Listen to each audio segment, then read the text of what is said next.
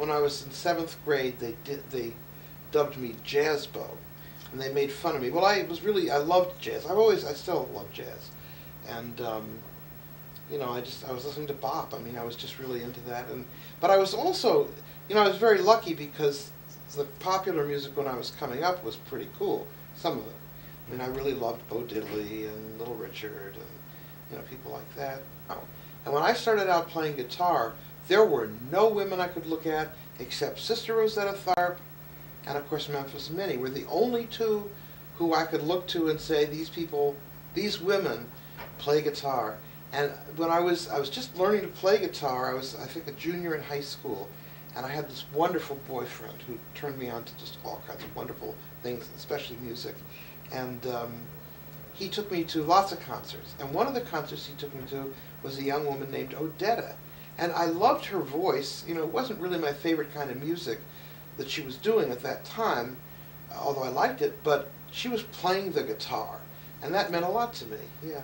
He isolated myself. I hated school. I didn't enjoy the society of people much. But, and as I got older, of course, male musicians who couldn't play as well as I did, I mean, I've heard, oh, you can't play guitar, women shouldn't play guitar because a guitar is like a woman, it's shaped like a woman. Or, I also heard, women shouldn't play guitar because, look, it's a man thing, it's got that thing sticking up. So, wait a minute, which way is it? But I didn't pay any attention. I knew what was going on. But what was a problem was getting work. When I first started out, I was living in Chicago. Well, I'd actually played some before then. But when I was really ready to come into the professional world seriously, I was living in Chicago and I couldn't get auditions. I mean, I don't think I've ever auditioned for a job I didn't get, but they wouldn't pay any attention to me. I mean, I'd show up with my acoustic guitar, this is in Chicago, and they'd say, oh, we don't have folk music here, and I'd say, well, I don't play folk music, I play blues. And they'd look at me like, what? Right, come back next Saturday. So maybe they did that to everybody, but I got the feeling, I also got the feeling that if I'd go to bed with them, it might have been different. Wow. I mean, I was a lot younger and prettier and all that. Well, not prettier, but I was younger.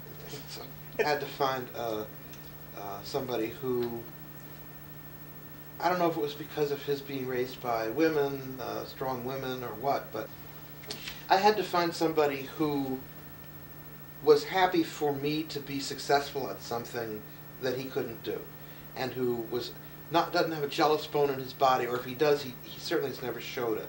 It doesn't seem to be in his repertoire. Not just sexual jealousy, but any kind of jealousy. Mm-hmm. And all of the women that he's always liked have all been very strong and very independent, and so that worked out very well. But prior to that, I've had a lot of men who, and I know that male musicians have the same problem. Men fall in love with me because I play music, and then they want me to stop playing music. Mm-hmm. So. How did the idea for Sapphire come about? There was no idea. It was totally random. There was this woman who used to come up to me at shows and say she wanted me to teach her guitar. And I said, you know what, you want to learn guitar? Go over here, this guy gives lessons, or this gal gives lessons, and they know what they're doing, and so take lessons from them. And 3 years she hounded me, and I finally said, fine. And I gave her lessons, and she learned very quickly. I mean, she learned very quickly, as much as she wanted to learn, and then she started doing an occasional job, started doing some things with another accompanist, another guitar player. And occasionally I would call her for a job, or she'd call me for a job, and we'd do something together.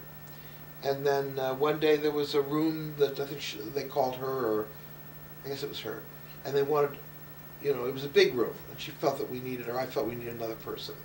And so we asked this woman who I was teaching a class, nothing to do with music in. This was during, it's a long story, this is during an era when I was putting my daughter through college, so I was doing some non-musical things. So she joined us for that one gig, and they asked us back, and then other people asked us back, and they kept asking us back. It was totally random. The fact that we were all women was totally random. There was no thought involved at all, at least not on my part, and I don't think it was on anybody's part. So, but it ended up being very successful.